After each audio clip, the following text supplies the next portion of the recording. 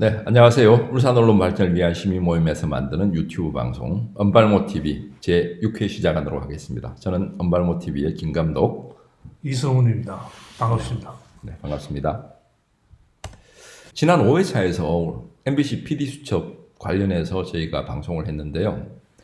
굉장히 중요한 두 가지 사항이 담겨 있었습니다. 한 가지는 뭐냐면 보이스피싱 범죄가 일어났고 그 범죄자 중에 아주 전설적인 사람을 검찰이 구속시키지 않았다. 경찰은 열심히 수사를 했는데 검찰은 경찰의 구속 영장 이런 청구 이런 부분들을 기각을 했는데 그 기각 사유가 도주의 우려가 없고 이런 거죠. 검찰의 자의적인 판단인 것 같아요. 검찰에. 네, 검찰. 네, 그래서 도주의 우려가 없다 이런 걸로 이제 구속이 되질 않았는데 경찰의 구속 신청이 기각이 됐는데 그랬더니 어떤 일이 발생했죠? 그리고 며칠 있다가 군산에서 중국으로 밀항을 해서 지금 현재 중국에 있는 것 같은데 아직 잡지 못하고 있는 상황이죠. 그렇다면 이건 정말 심각한 문제잖아요. 그렇죠. 정말 심각한 문제인데 이런 부분들이 언론에 제대로 보도가 되고 있지 않단 말이죠. 그렇죠. 제가 이 방송을 위해서 자료들을 좀 조사를 해봤는데 주요 언론, 신문이나 방송, 즉 MBC PD 수첩 이것만 제외해놓고 MBC를 제외한 나머지 주요 방송이나 주요 언론에서 보도된 내용들이 거의 없다시피 합니다. 굉장히 심각한 문제가 아닐 수 없는데 특히 검찰의 경우는 이 해외에 중국의 국내의 국내에서의 이 문제들을 그거 하기 위해서 중국으로 도주를 해서 중국에서 이제 거점을 두고 지금 이 보이스피싱 조직을 운영하고 있는 이런 총책임에도 불구하고 검찰이 도주의 우려가 없다라고 판단한 근거가 심히 의심스럽지 않을 수 없습니다. 네, 그렇죠. 특히 이제 언론이 보도 안 하는 게 의외로 꽤 많아요. 특히 검찰의 비위나 검찰의 심각한 실수 혹은 이번 조국 전 장관 관련해서 지금 이제 정경심 씨 재판이 벌어지고 있잖아요.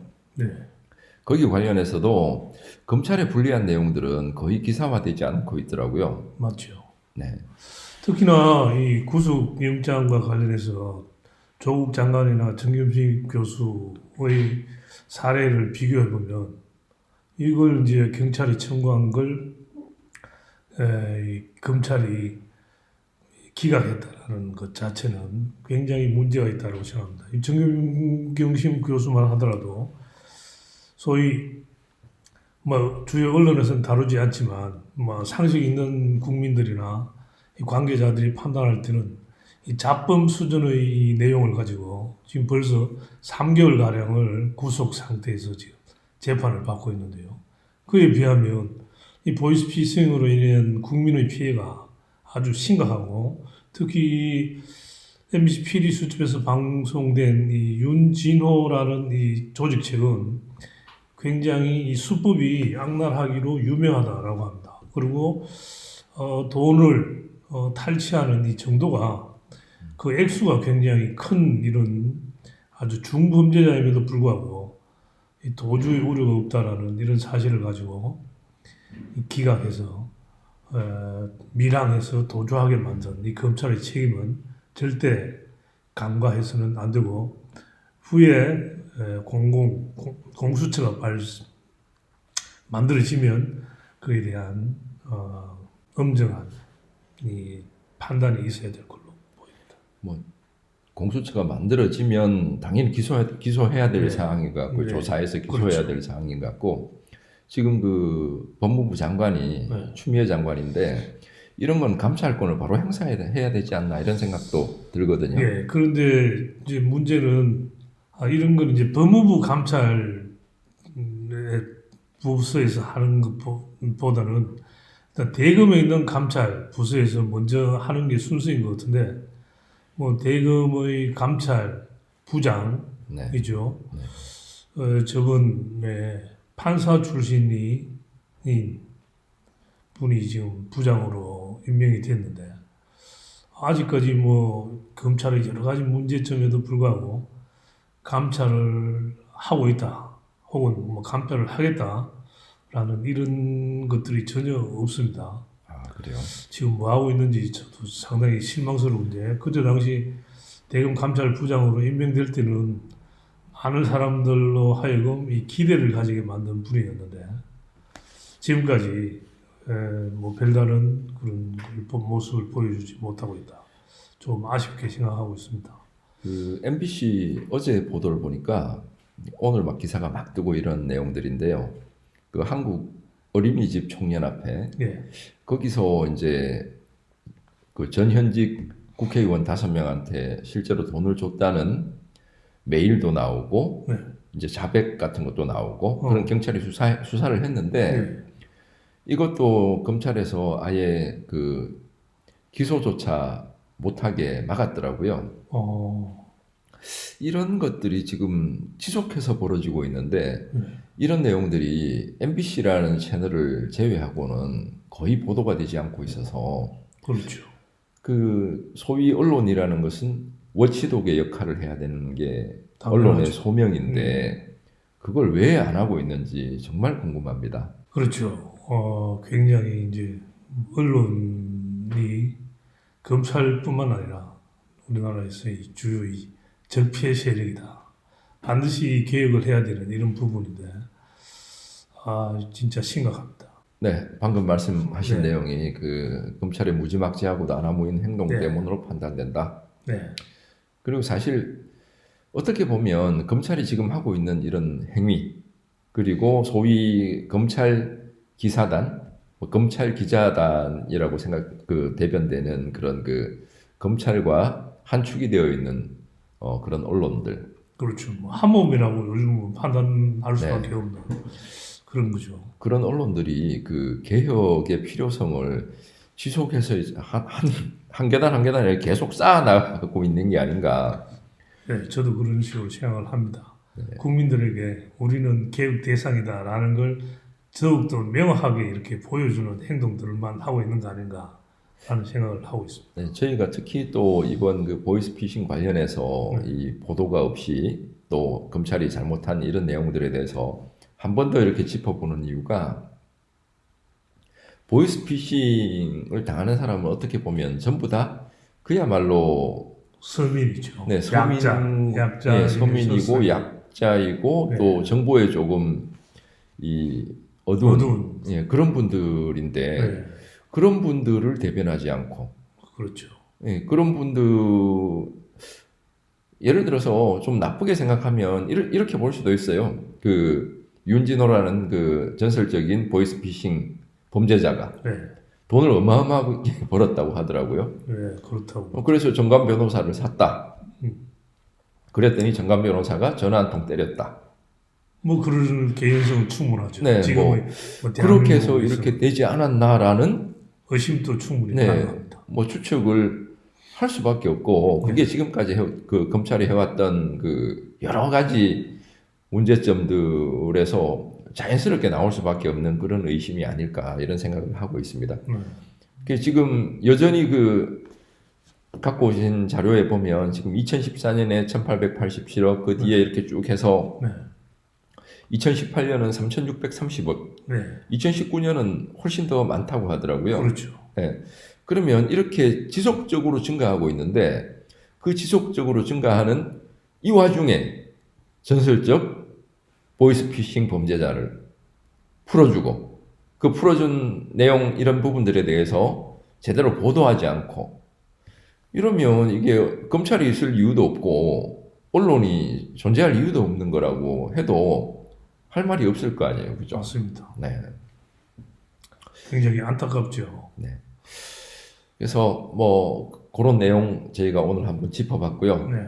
그 이제 보이스피싱 피해가 지속적으로 늘어나고 있으니까 뭐 어떻게 하면 안 당할 수 있는지 쭉 한번 얘기해 주십시오. 네. 근데 이 경찰청 홈페이지에 들어가 보면 내용들이 나오는데요. 지금 현재 이 보이스피싱 수법들이 굉장히 다양해져서 웬만하면 이 많은 피해자들이 보이스피싱 전화가 왔을 때 안 걸리기가 굉장히 어렵다라고 합니다.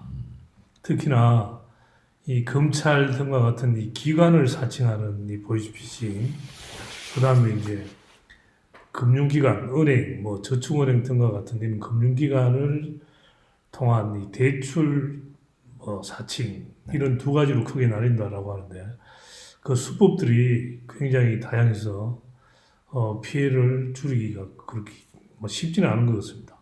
MBC PD 수첩에서도 마찬가지로 보여줬듯이 사람들로 하여금 의심 있는 사람들로 하여금 검찰청 앞으로 직접 나오게 한다든가 그래서 검찰청 직원이 명패를 목에 걸고 나와서 자기가 직원인 것처럼 해서 속인다든가 하는 이 수법들이 굉장히 정밀해지고 다양하다라는 겁니다. 그리고 뭐 요즘은 또 휴대폰을 많이 이용하니까 뭐 이 자동적으로 깔리는 뭐 이런 보이스피싱 방법도 있다라고 하더라고요. 큰일이네요. 예.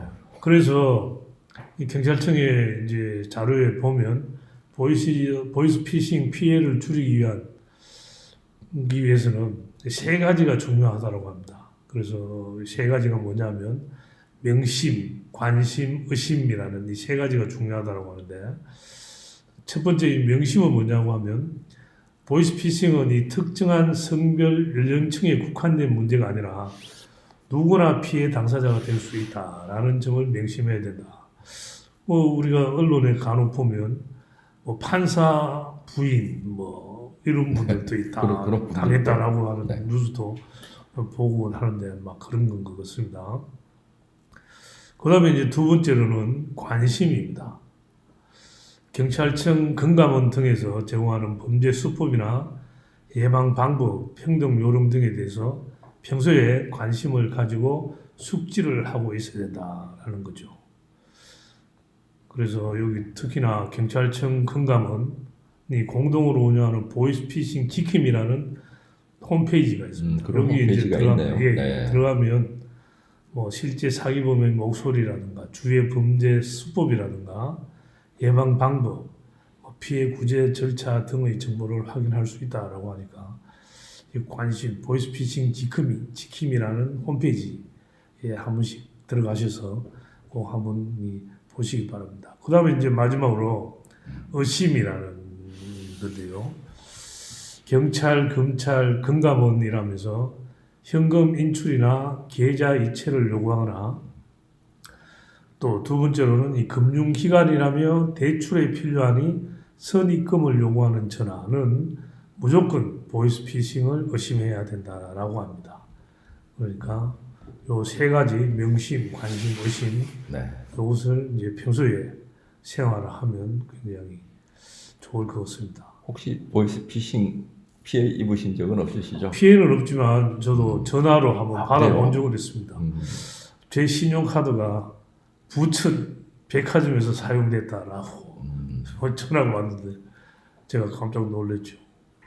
그래서 제가 주머니를 저도 봤습니다. 혹시 카드를 분실한 게 있는가 봤더니 분실한 게 없어서 그냥 이제 끊어버리고 말았는데 한 번은 또 그런 것도 있었어요. 제가 운전을 하고 있는데 제 집사람이 전화가 왔어요. 제가 신호 위반을 했다고. 네. 이 보이스피싱 조직에서 전화가 온 거예요. 집사람한테.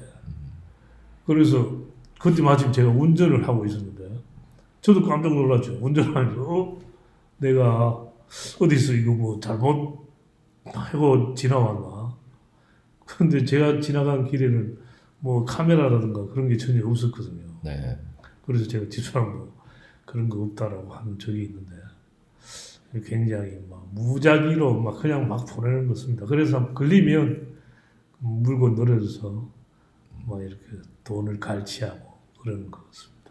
조심해야 됩니다. 네.